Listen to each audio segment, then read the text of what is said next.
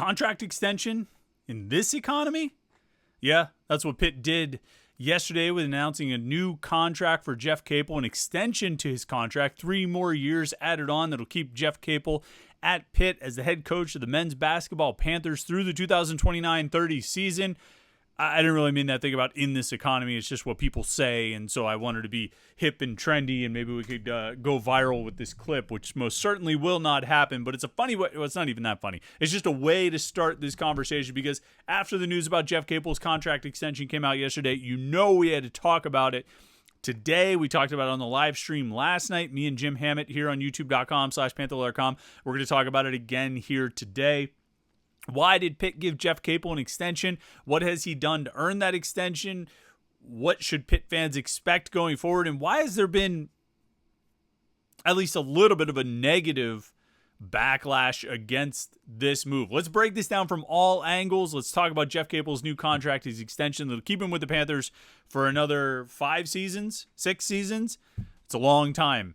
And let's talk about what it means for Pitt, what it means for Jeff Capel here on the Morning Pitt on youtube.com/Panther-Lair.com.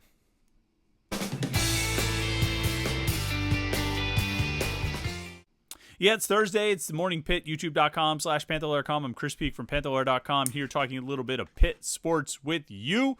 Pitt basketball is the topic du jour. It was the topic that came out last night. Pitt with a 5 o'clock news dump that they're extending their head basketball coach through the 2029-30 season. Why would you want to announce that in the morning or the middle of the day where you can have a whole day's worth of conversation about it? You should definitely wait until 5 o'clock when one of the people who covers your team is making dinner and getting ready for the rest of the evening. That was me. I had to text Jim, can you write this article?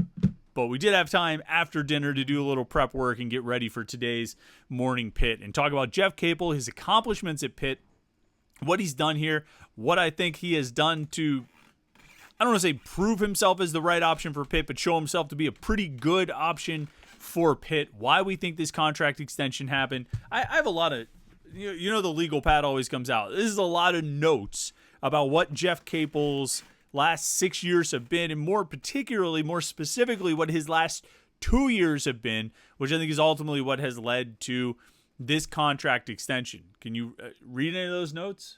I don't know if you can read any of this handwriting. It's somewhat illegible, but it makes sense to me. You know what we always ask you to do, of course, before we jump into it here, like this video and subscribe, youtube.com/Panther-Lair.com, where we have all of our Pitt video content, these daily Morning Pitt videos, our weekly live show like we did last night, every Wednesday at 8:30 p.m. Training camp starting here in a couple of weeks. We'll have press conferences and interviews and practice highlights and all kinds of things. And all the video content will be right here at youtube.com/Panther-Lair.com. You don't want to miss any of it, so subscribe. Click the button right down there. It's on that little yellow .com. There's a little subscribe button. Click that thing, and you will be part of our community here, which we would really appreciate. And while you're at it, you could like this video because that makes me happy.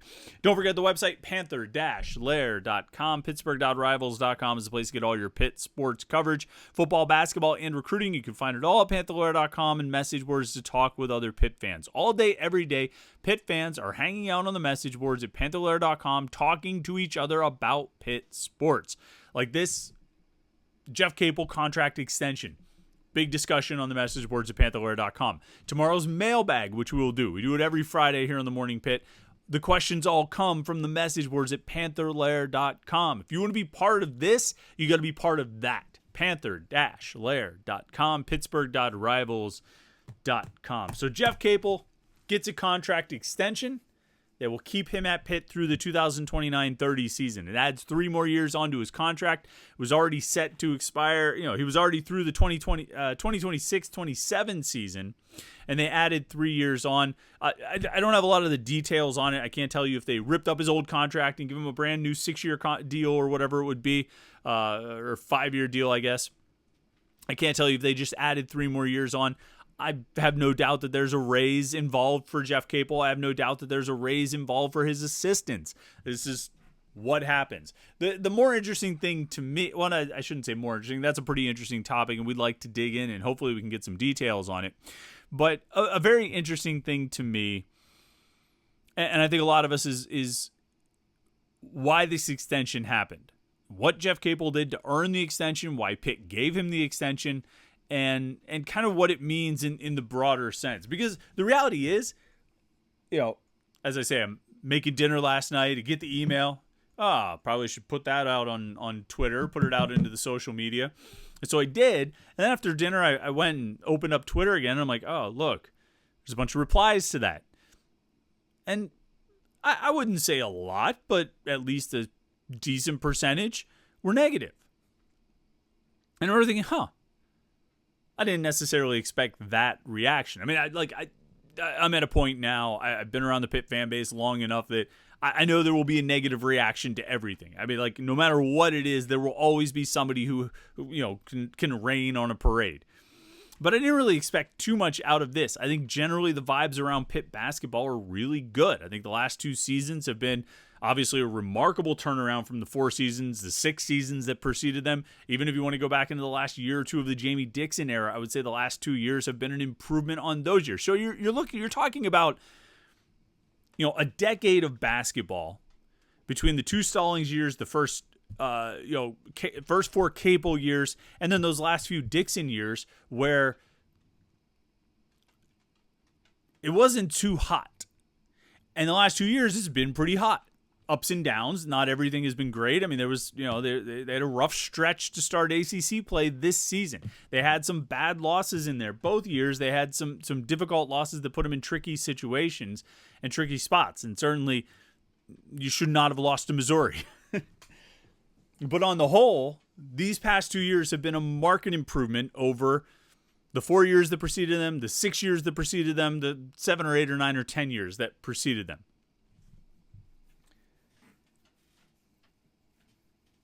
And, and then you throw in the success that Blake Hinson had. You throw in some of the big wins they had last year. You throw in the fact that Pitt largely became the poster child for the NCAA tournament committee screwing up. I mean, Pitt was the team that everybody talked about throughout the NCAA tournament of, Jay Billish or whoever it was.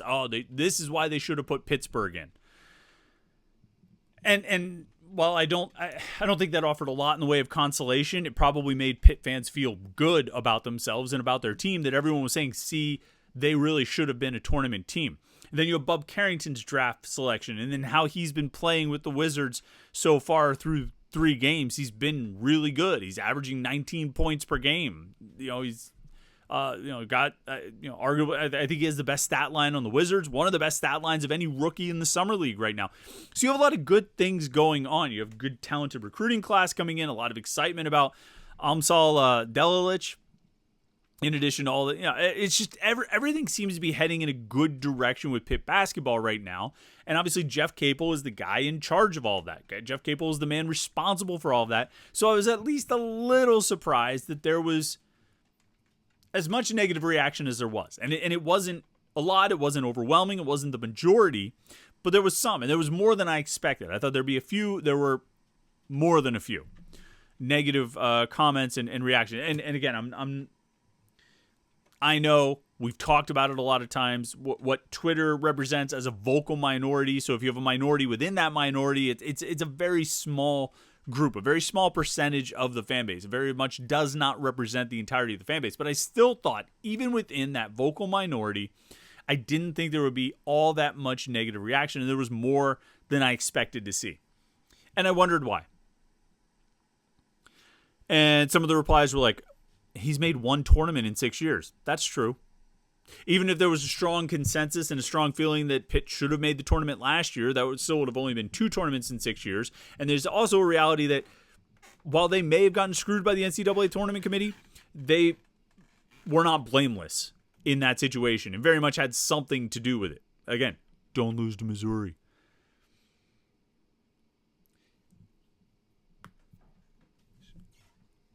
So I understand that concern. I think some of the other replies were basically just, he hasn't really proven anything. He hasn't really done anything. He hasn't really accomplished much. His last 2 years were better than his first 4, but maybe that was just because his first 4 were so bad.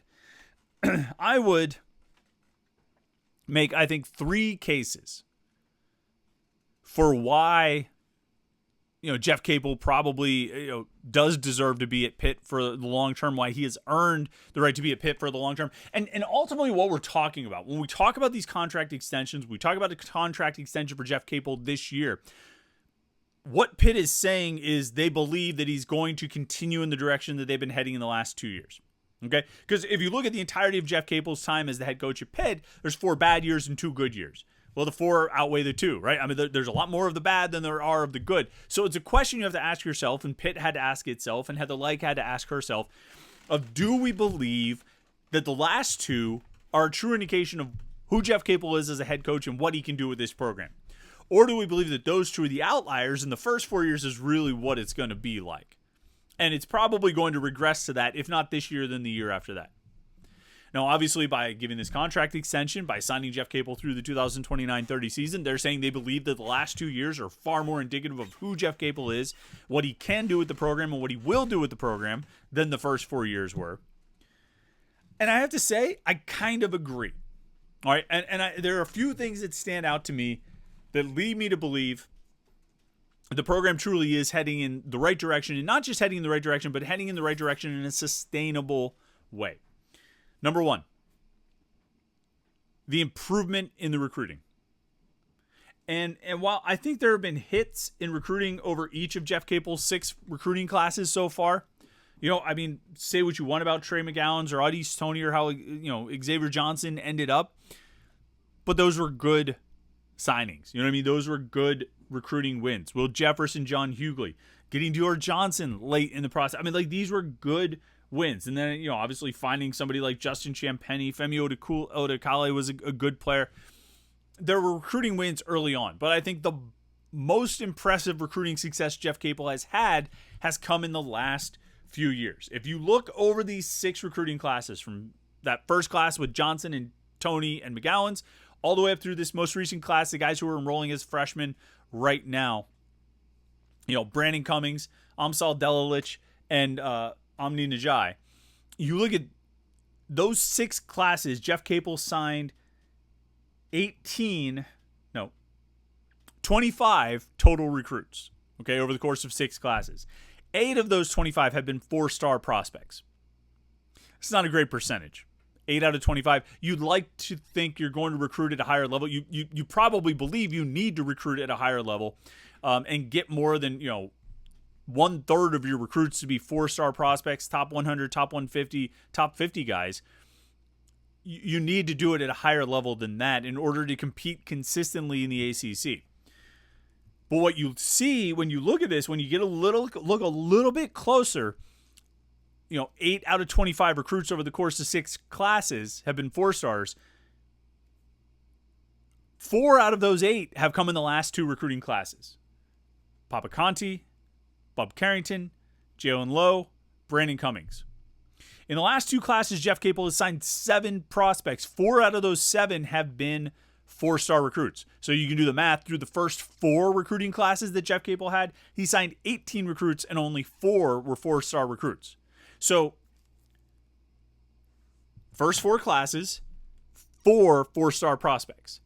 Last 2 classes, 4 4-star prospects. Half of the 4-star prospects Jeff Capel has signed have been in the last 2 years, the last 2 classes. The recruiting has improved, and that doesn't even include Delilich. You know what we think about him, right? Well, you know that we think he's going to be a stud, or he's got a really great chance to do so. So the recruiting has gotten better in the last couple of years. I think it's been closer to what we thought Jeff Capel would do as a recruiter coming to Pitt initially when he did 6 years ago. So the recruiting improvement, that's number 1. Number 2, along the same lines, talent acquisition, the transfer portal. And we talked about this.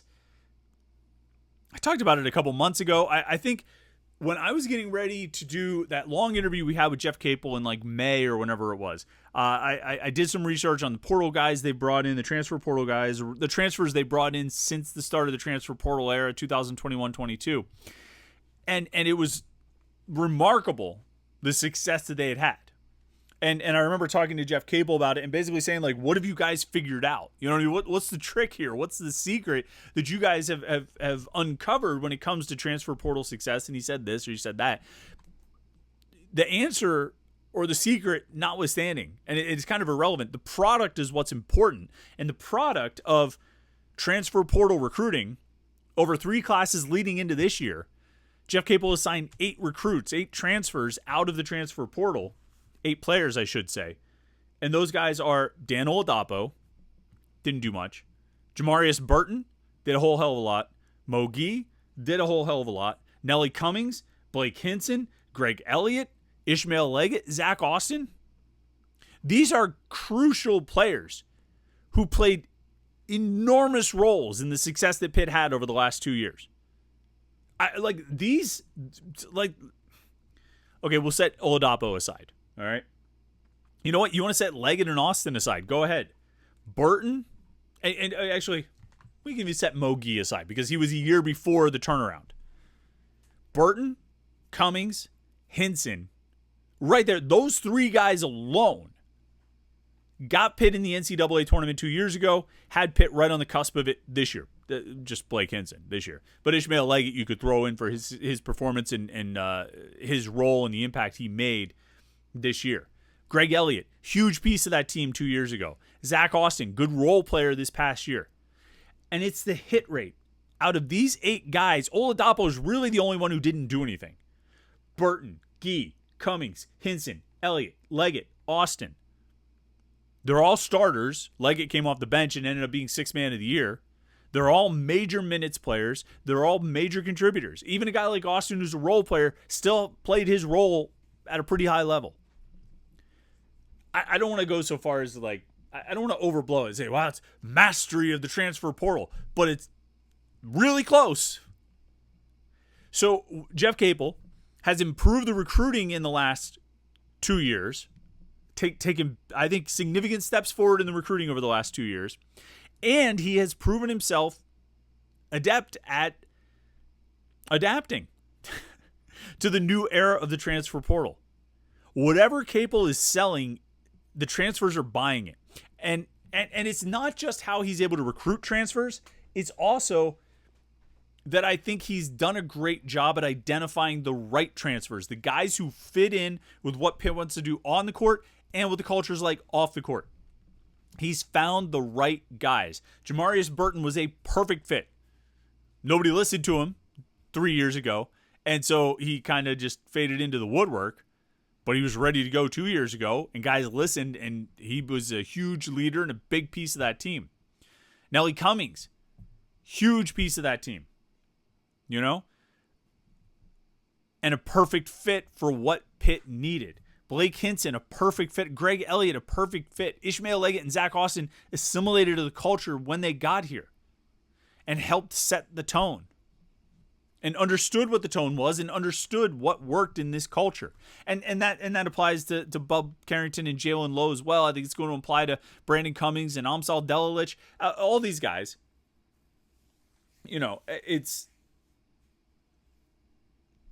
they're all fitting into it. And I think Jeff Capel and his staff have gotten really good at identifying the guys who fit, and that's why their success rate on the transfer portal has been so high.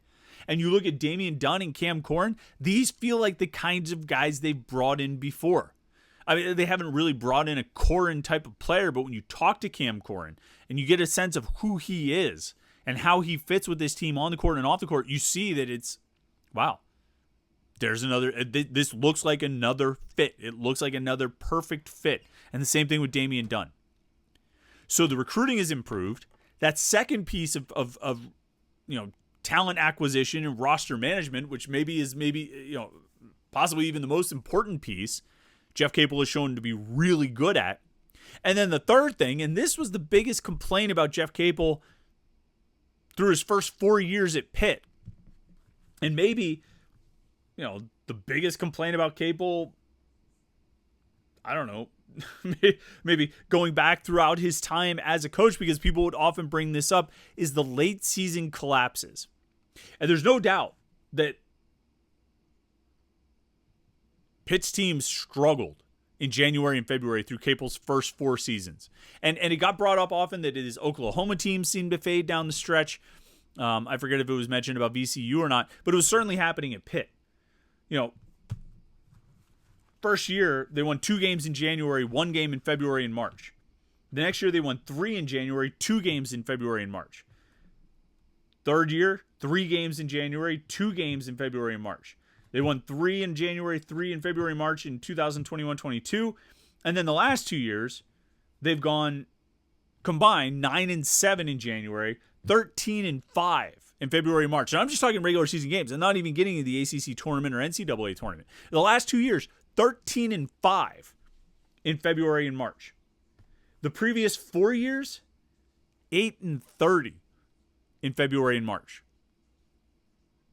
Sometimes when I throw out stats and numbers and things like this, it can get, I think it gets lost in the ether. I need the numbers to pop up on screen, but I don't have that, and I didn't put that together. So let me just try and say it, okay?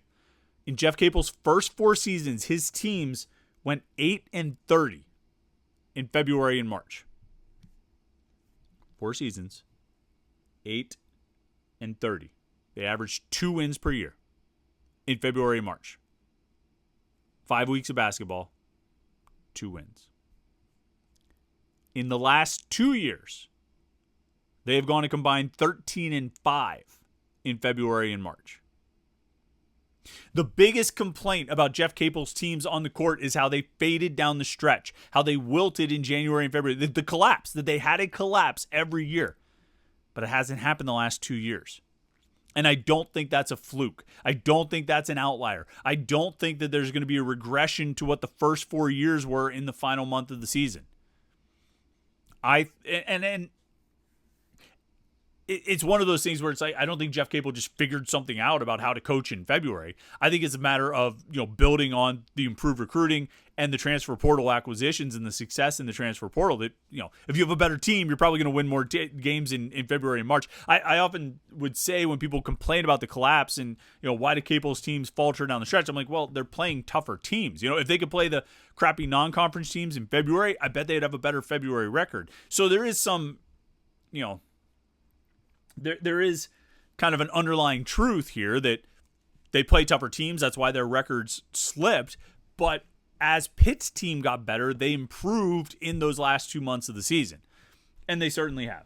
You know what I mean? I like the last 2 years, they've gone 9-7 in January. The first 4 years, they went 11-19. But the February-March number is pretty stark to me. They've been really good at closing out the season the last 2 years. And again, that's improvement. And I think it's sustainable. Just like the recruiting improvement is sustainable, just like the transfer portal success is sustainable. I think these are the things that give the Pitt administration confidence that Jeff Capel can keep it up, can keep doing what he's doing, and keep winning and keep improving the program. The one, I wouldn't even call it a concern or a complaint. The one question I have, which I've seen people raise, and I wonder a little bit about it, is the timing of why do an extension right now. I don't know if there's a huge reason not to, but he's still he's still signed through 26-27, so that's this season, next season, and then one more. I think you could have waited until next year and done it next offseason and given yourself just a little bit more reassurance that Capel is going to keep up the success. I don't know if it necessarily needed to happen right now. Excuse me. I don't know if it necessarily needed to happen right now. But I don't hate giving him a raise, extending the deal, and locking him up through that 29-30 season. I guess the one thing you could be betting against or betting on is Capel having another successful year and then other schools come calling. And even though he's still signed through 26-27, after next season, that would just be 2 seasons. It's 2 years for another school to buy out to hire Jeff Capel away. What you've done, you've added 3 more years. So after next year, there's 5 years, right? 25, 26, 26, 27, 27, 28, 28, 29, 29, 30. So that's 5 more years to buy out if you want to hire Jeff Capel away from Pitt, as opposed to 2 years to buy out. So that would probably be my one rationale of why you do it now. You're betting on next year being a success, or you're giving insurance against any future success drawing other teams in and trying to where they would try to make a run at Capel. That's my one thought on why you do it now. It's not like he had 1 year left on his deal or even 2 years left on his deal. He still had 3 years left. But that would be my one piece of logic, I guess, with why you would extend him right now. Personally, I think he's done a hell of a job in the last 2 years. All those things I already talked about, the recruiting improvement, the transfer success, and then finishing strong and getting his teams to play together and fight together and end up having a good finish to the season. Like, all of that has me pretty sold because it's addressed most, if not all, of the concerns that I had from the first 4 years about roster management, about building teams, about finishing the season. The last 2 years have answered all of those in a strong affirmative. Have really kind of answered all of those concerns and complaints. So, I think Capel's done a heck of a job. I think he's figured out some things about himself, about this program, about how to run this program, and how to be successful with this program. And now, assuming contracts hold up, he'll be doing it for another 5 seasons. So, I don't think that's the worst thing. But we'll see. I'm sure at the first loss this coming season, there will be at least a small segment that say, see, why would you give a contract extension to this guy? But that always happens. All right. Mailbag tomorrow. Take all your questions on Pitt football, basketball, and recruiting. You can post those questions at Panther-Lair.com. So go check out the message boards, Panther-Lair.com, Pittsburgh.rivals.com to get all of your Pitt sports coverage. And don't forget to like and subscribe right here, youtube.com/Panther-Lair.com. Like this video and subscribe to our YouTube channel. You don't miss any of our Pitt video content. Thanks so much for tuning in today. Can't wait for the mailbag edition tomorrow. I always look forward to those. So enjoy your Thursday. We'll catch up with you tomorrow for the Morning Pitt right here on youtube.com/Panther-Lair.com.